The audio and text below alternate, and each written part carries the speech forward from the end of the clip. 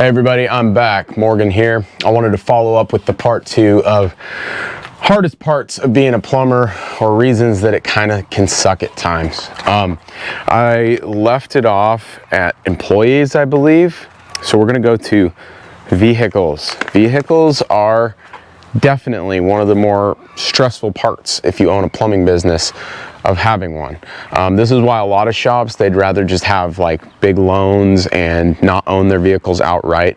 I choose to own all mine outright just because I don't like being in debt. I don't like the feeling of it, even though it's probably a smart move in some situations. I will say, if you're gonna buy a plumbing vehicle, make sure it's got, low miles, it's in good condition.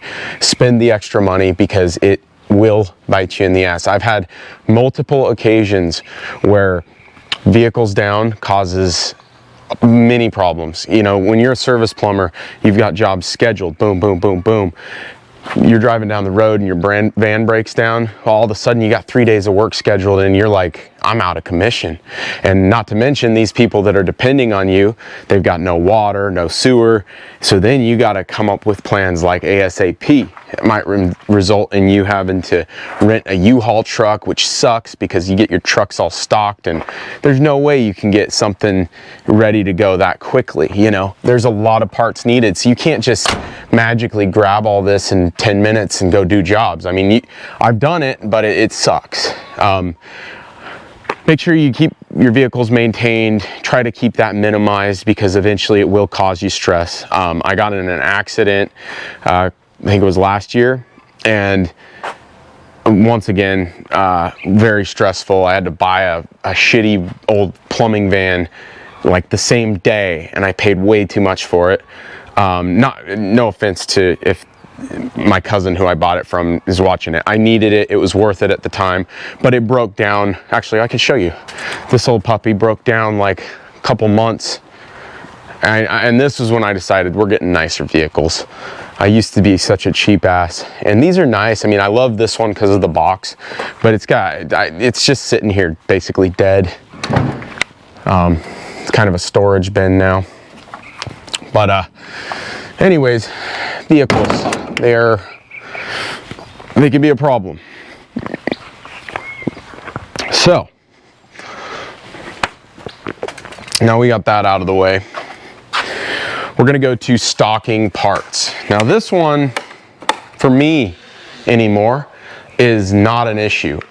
This is my plumbing shop. I keep it lightweight. I keep everything pretty much stocked in the vans or in the outside van. The shop is for us to enjoy, hang out, bond, work out. We've got a little, it's not much, but I got a little gym here. If you want to run, go out and run, not as much of a treadmill guy. We've got our little kitchen here. If you're on call or need to make some food, that's right there. We've got some extra tools here that we can't fit in the vehicles or just don't need all the time. And then I've got, a couple extra things here because you're gonna have some stuff that comes up. And then we got a bathroom. Obviously, we're plumbers, why not? Got a bathroom in here. Stocking parts, super important part of your daily tasks. If you're not stocking your van properly and you're a service plumber, you are going to basically lose money. A lot of profits are lost in these guys that drive these little vans with no parts on them. They'll go to a job, figure out what they need, then they go buy what they need. They go back and they install it. And if they're good, which most of them are, that's one trip, but you never know. What if something else breaks? Then you got to go get another part. The dumbest thing you can do as a service plumber, in my opinion, because that will cost you, every time you go to the hardware store and back, don't kid yourself, it's a half hour each way minimum, and that's if you're not in the middle of nowhere. And so what? You lose an hour of your day minimum out of an 8-hour day to BS, to bull crap. And so if you can minimize that, that's important. And don't get me wrong, you'll still run into situations like the other day. I had to replace an irrigation control valve, like a solenoid valve. and I don't stock them. I'm not really an irrigation guy, but I had to do it in this situation. So I had to go to the store and get one, and I'm just like, it cost me quite a bit of profit off my day. I mean, your profit is very dependent on how efficient you can be. Not to mention, you know, maybe you only have 1 or 2 jobs, but you want to be able to go there, get it done, come home, and not be working, you know, as many hours for the same result. So very important to keep your vans well stocked. In fact, let me just give you just a quick little rundown. This might be something that's interesting to some of you. If not, you can skip past this part. But, you know, here we go. Here's my truck. We've got leak detection, air, hoses, power cords. We've got our whole tool shop here, channel locks, wrenches, sockets, straps, soldering, tape measures, reamers, everything. This is kind of a bin I actually don't utilize much. It's just got some access panels in there. I've got drill bits, screw bits, tips, blades, zip ties, screws, glues, caulking, fire extinguisher, extra boots, irrigation valves, an assortment of screws there. Going to the front, we've got billing equipment. I've got a couple different bags. This isn't that organized right now. It's actually kind of embarrassing, but that in there. I'm embarrassed. So I've got some personal effects, lip candy, bad habit, some food. I keep a can of canned chicken just because if you get hungry, it's miserable. Got some sunscreen, which I need to put on, etc. And then I always try to keep an ice chest with some food or drinks in there, especially this time of year. Rain gear, extra clothing. Obviously, go in the back, we've got ladder, jetter, cables, toolbox, pipe, all the different assorted fittings. You know, you got wax rings, toilet stuff, sewage ejector stuff, shovels, probes, boom, boom, boom, boom, boom, boom. I don't really need to get into it. Fernco's, fittings, expensive tools, cable machine, dolly, you know, all this stuff you learn over a period of time. If you guys want, I'll make a video on what you should stock in your vehicle. Got all my little water fittings, PEX fittings, electrical, Milwaukee Go tools,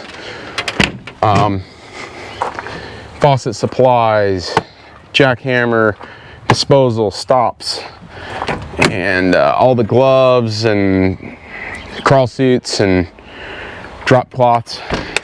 Pretty much everything you can ever imagine you need to run into, I've got it. And most of the time, I'm good to go. I go to a job, I do it, write it down on a list, restock it.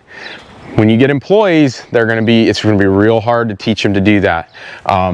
Patrick's been pretty good, but even him, sometimes, you know, he just, you know, you get lackluster, you don't think it's that important, but it is, because when you need the part and you don't have it, you're gonna be pissed. Okay.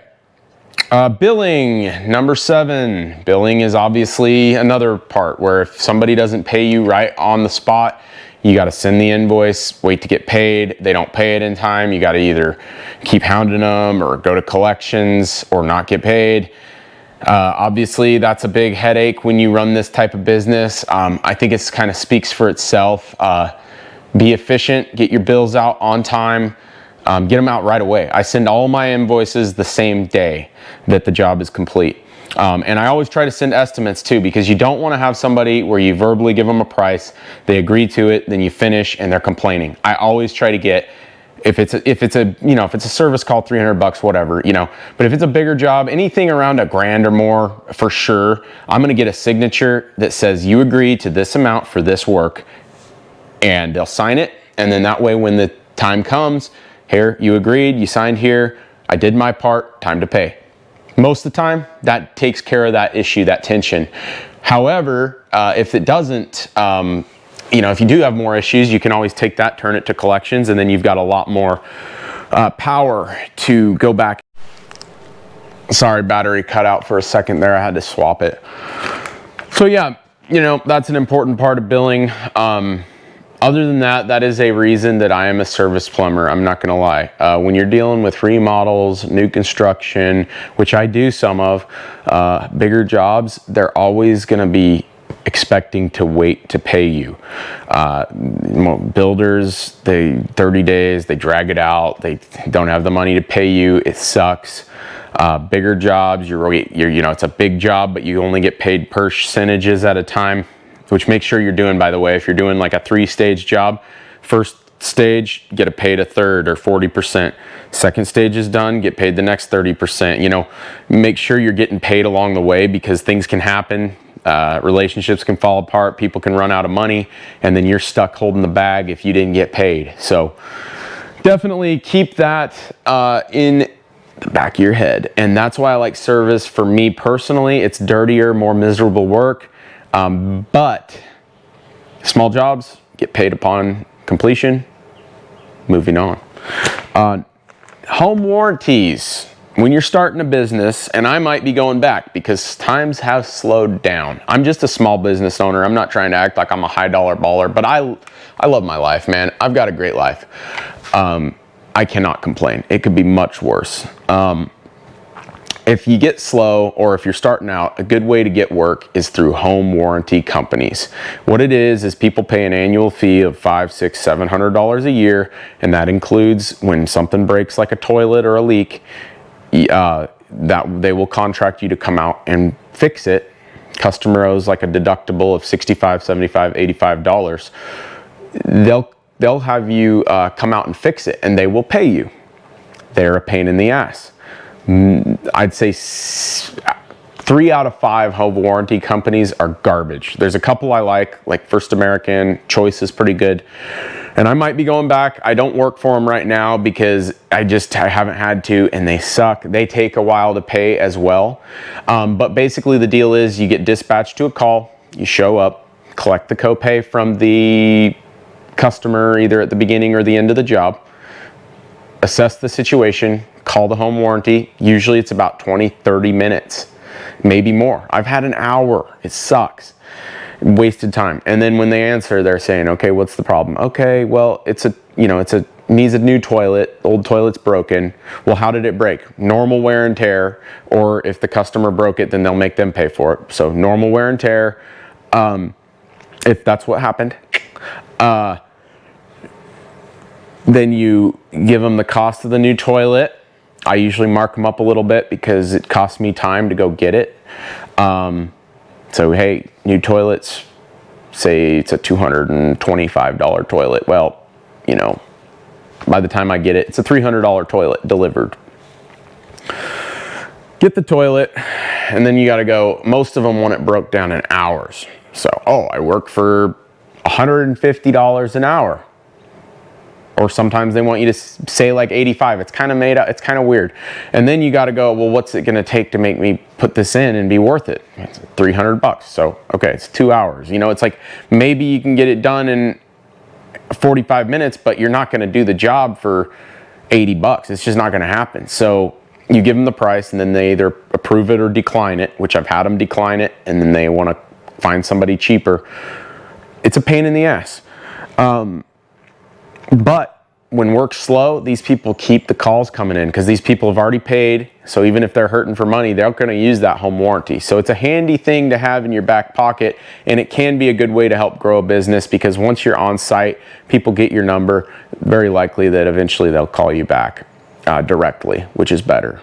Working direct for customer that's the best thing to do. Okay, too much variety. That's a problem that I've had in the past, and I'm trying to correct it right now. I would say it's still kind of a problem. And it's a problem with a lot of plumbing companies. If you're trying to do too many different things and you don't have the manpower, you know, like somebody might call you for a faucet change out. That's service. Well, then if they're building a new house a couple years later, they're going to call you to plumb it.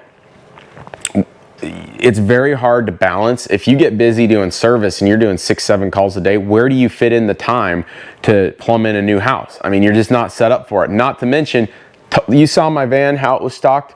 Totally different parts and piping that you stock. You stock a lot more pipe than I do, a lot more fittings, and just a lot of different things that you have a lot more of. And then there's a lot of things you wouldn't have, like a lot of these new construction plumbers, they wouldn't have half the shit I have. I have like a little bit of everything because I need to be able to do all different kinds of service calls. When you're doing new construction, you're pretty much using a lot of the same stuff most of the time, or it's getting delivered to the job. So it's a different game, and you try to do both, and I think sometimes you end up costing yourself grief and money because it's just, you know, it's more efficient. And I'll get into doing them. I don't want to act like I won't, because it's hard for me to say no. It's like, okay, well, I'll do it for $6 grand, and they're like, yeah, sure, and it's like, okay, I'll do it. But in general, if you can try to stick with one or the other, do you want to be a drain cleaner? Do you want to be a service plumber? Do you want to be service and drains? Do you want to be a remodel plumber? Do you want to be a new construction plumber? Or you want to do remodels and new construction? You know, you can do this and that, but it's very hard if you want to try to do all of it, you know?